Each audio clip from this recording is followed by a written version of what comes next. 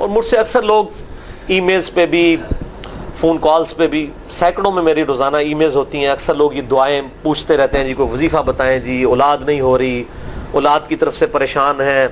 روزگار سیٹ نہیں ہو رہا, بچہ کوئی کسی قابل نہیں ہو رہا, اور گھر میں مصیبت ہے, پریشانی ہے, اس قسم کی بیماری ہے, کوئی وظیفہ بتائیں. بہرحال یہاں پر میں 3 وظیفے ایسے بتاؤں گا انشاءاللہ جو ٹاپ آف دا لسٹ 3 وظائف ہیں مصیبت اور پریشانی میں تکلیف دور کرنے کے لیے, سنت وظائف آپ صلی اللہ علیہ وسلم کی طرف سے تعلیم فرمائے ہوئے. تو یہ پہلا وظیفہ جامعہ ترمذی میں انٹرنیشنل نمبر کے مطابق 3505, مشکات میں 2292 نمبر یہ حدیث ہے,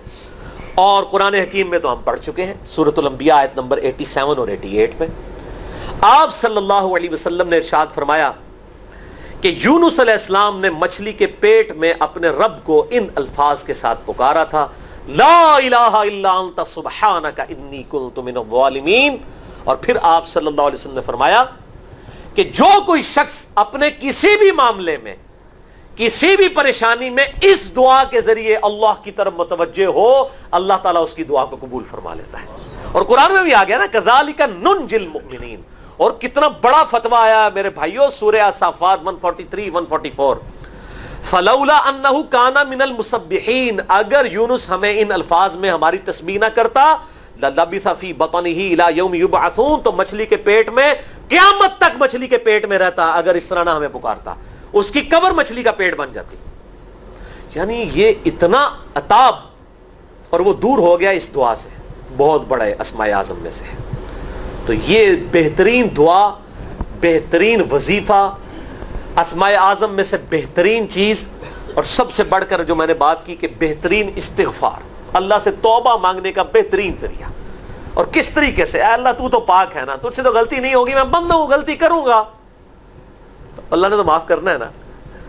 کیونکہ جب بندے نے اپنی عاجزی کا اظہار کر لیا ہے اور اللہ تعالیٰ کو بتایا اللہ یہ تیری کوالٹی ہے, تو غلطی نہیں کرتا, تو میں تو انسان ہوں, غلطی کروں گا. تو یہ ہے پہلا وظیفہ. دوسرا وظیفہ, اور وہ وظیفہ ہے انس ابن مالک کہتے ہیں اور سعد ابن ابی وقاص کہتے ہیں رضی اللہ تعالی عنہما وعلیہم السلام, کہ آپ صلی اللہ علیہ وسلم کو جب کبھی کوئی تکلیف یا پریشانی پہنچتی تو آپ صلی اللہ علیہ وآلہ وسلم ہمیشہ ان الفاظ میں اپنے رب کو پکارا کرتے ہیں, یا حی یا قیوم برحمتک استغیث, اے خود سے زندہ ہر چیز کو تھامنے والے, میں تیری رحمت کے ساتھ تیری مدد کا سوال کرتا ہوں. استغیث بولیں گے نا الف کے ساتھ, حمزہ کے ساتھ, تو یہ سنگولر کا صیغہ ہوگا, اور اگر ہم بولیں گے نستغیث نون کے ساتھ تو یہ جمع کا صیغہ بن جائے گا. یہ میں اس لیے بتا رہا ہوں, لوگ پوچھ رہے ہوتے ہیں جی بعض جگہ لکھا ہوتا ہے جناب نستغیث, بعض جگہ لکھا ہوتا ہے استغیث, کیا کریے, وہ نستغیث جمع کا صیغہ بنا لیا جاتا ہے. جیسے دعا ہے سنن ابی داؤد میں اللہم اجرنی من النار, لیکن اگر جمع کا صیغہ بنائیں گے تو اللہم اجرنا من النار ہو جائے گا. اس طریقے سے دعائے قنوت کے الفاظ ہیں اللہم اہدنی فی من ہدیت, تو جمع کا صیغہ ہوگا اللہم اہدنا فی من ہدیت. یہاں پر بھی ہے یا حی یا قیوم برحمتک استغیث سنگولر کا صیغہ, اور نستغیث پلورل کا صیغہ, جمع کا صیغہ. کتنی بہترین دعا ہے, اے خود سے زندہ ہر چیز کو تھامنے والے, میں تیری رحمت کے ساتھ تیری مدد کا سوال کرتا ہوں. تو یہ بھی اسماء اعظم میں سے ہے. سنن نسائی الکبریٰ کے اندر صحیح سند کے ساتھ 10,492 اور المستدرک الحاکم میں 1,862 نمبر. بہرحال یہ دوسرا وظیفہ ہو گیا. اب تیسرا وظیفہ جو ہے کمال وظیفہ, صحیح بخاری میں موجود ہے, انٹرنیشنل نمبر کے مطابق 4,563 نمبر. ابن عباس رضی اللہ تعالی عنہما کہتے ہیں وعلیہم السلام, وہ کہتے ہیں کہ سیدنا ابراہیم علیہ السلام کو جب آگ میں پھینک رہے تھے نا, تو ابراہیم علیہ السلام نے اس وقت کہا تھا حسبنا اللہ ونعم الوکیل, ہم نے اللہ ہی پر بھروسہ کیا اور وہی بہتر کارساز ہے. اور تمہارے نبی صلی اللہ علیہ وسلم کو بھی جب مصیبت اور پریشانی آتی تھی وہ بھی پڑھا کرتے تھے حسبنا اللہ ونعم الوکیل, ہم نے اللہ ہی پر بھروسہ کیا اور وہی بہتر کارساز ہے. اس کے اندر وہ شعر جو بنا دیا ہے نا نعم المولا و نعم النصیر, ویسے الگ سے آیت ہے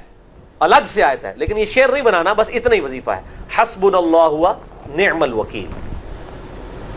اور یہ جو انہوں نے کہا کہ نبی صلی اللہ علیہ وسلم بھی یہ کہتے تھے، اس کا ذکر الحمدللہ قرآن میں بھی موجود ہے، اس سے بھی بڑھ کر سورہ آل عمران کی 173 نمبر آیت میں ہے کہ جب نبی صلی اللہ علیہ وسلم اور اہل ایمان کو یہ خبر پہنچی کہ کافر ان کے خلاف سازشیں کر رہے ہیں، تو نبی اور اہل ایمان نے پکارا حسبنا اللہ و نعم الوکیل۔ تو حسبنا اللہ و نعم الوکیل قرآن کی آیت بھی ہے، اور یہ ہے وہ آیت، وظیفہ قرآن میں آیا ہوا ہے، یہ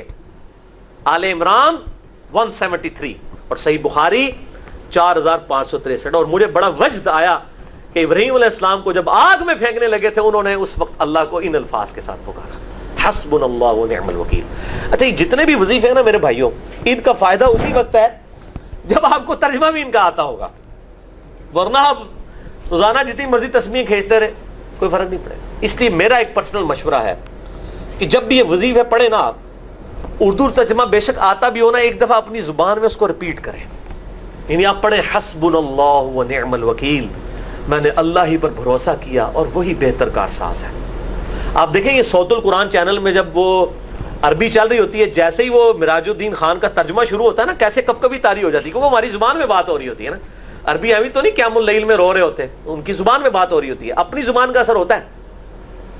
اسی طریقے سے آپ لا الہ الا انت سبحانک انی کنت من الظالمین، یا حسبنا اللہ و نعم الوکیل، یا حی یا قیوم برحمتک استغیث، جو بھی وظیفے پڑھیں نا، ایک دفعہ ان وظیفوں کو جب آپ الگ سے دعا مانگ رہے ہوں، اس وقت اس کو آپ اپنی زبان میں بھی دہرائیں۔ اور اس کے لیے کوئی تسبیح نہیں کھینچنے کی ضرورت کہ آپ نے اتنے 100 دفعہ پڑھنا ہے، تسبیح تو ویسے ٹھیک ہے، وہ آپ استعمال کر سکتے ہیں، لیکن آپ چلتے پھرتے اٹھتے بیٹھتے ہر وقت جس حالت میں بھی، اور صحیح مسلم میں حدیث ہے کہ یہ جو وظائف ہیں ان کے لیے تو کوئی وضو بھی کیا، غسل بھی پروٹوکول نہیں ہے۔ اب عائشہ کہتی ہیں نبی صلی اللہ علیہ وسلم حالت جنابت میں بھی اللہ کو یاد کر لیا کرتے تھے، صحیح مسلم میں حدیث موجود ہے، جنابت والے چیپٹر میں ہر حال میں اللہ کو یاد کرتے تھے۔ اور جو قرآن میں بھی دعائیں یا اذکار آئی ہیں نا، جب آپ حالت جنابت میں بھی اس کو کریں گے نا، تو اس پہ قرآن کا حکم نہیں لگے گا۔ تو جامعہ ترمذی اور ابو داؤد میں جو حدیث ہے کہ حضرت علی کہتے ہیں نبی صلی اللہ علیہ وسلم کو حالت جنابت کے علاوہ کوئی اور حالت قرآن پڑھنے سے مانے نہیں ہوتی تھی، تو اس سے مراد قرآن کی تلاوت ہے۔ اگر قرآن کی دعائیں جیسے ہیں بسم اللہ الرحمن الرحیم، یہ بھی تو قرآن ہے،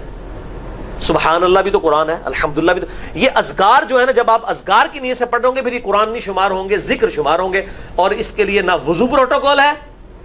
اور نہ غسل کا ہونا ضروری ہے، ہر حال میں اللہ کو یاد کریں۔ تو یونس علیہ السلام نے کتنے یاد کیتا ہے؟ پھر ظلمات، مچھلی کے پیٹ میں، جہاں نہ کوئی اگر بتی تھی اور تعفن پھیلا ہوا تھا اور اندھیرا ہی اندھیرا تھا، یہاں پہ وہ جناب کس طرح وہ روشن کرتے ہیں، پھر 1.25 دفعہ پڑھواتے ہیں۔ یعنی میں بتا رہا ہوں آدھا سچ بڑا خطرناک ہوتا ہے، یعنی آیت کریمہ کی اصلیت تو موجود ہے کتاب و سنت میں،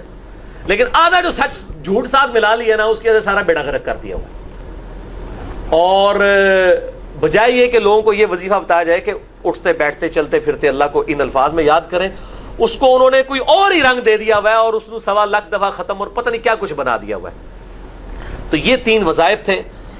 بڑے اہم اس حوالے سے، اور میں نے اس کو ضروری سمجھا کہ میں یہ ضرور بتا دوں تاکہ لوگ اس پہ ایجوکیٹ ہوں، ان وظائف کو کریں۔ اور مسئلہ نمبر 82 میرا الگ سے میرے بھائیوں ریکارڈ ہے، مسئلہ نمبر 82 اسماء اعظم اور دعا کی قبولیت سے متعلق جتنی بھی چیزیں ہیں میں نے اس میں بڑی ڈیٹیل کے ساتھ الحمدللہ کئی اور وظائف بھی بتائے ہیں، لیکن اب وہ اتنے وظائف کوئی جمع کرنے کی ضرورت نہیں ہے، موٹے موٹے 3 وظیفے جو بتا دیے انہی کو اگر کوئی لے لے اپنی دعاؤں میں، انہی وظائف کو کرے، تو اللہ تبارک و تعالی ہر معاملے میں جو ہے وہ انشاءاللہ تعالی کفایت فرمانے والا ہے۔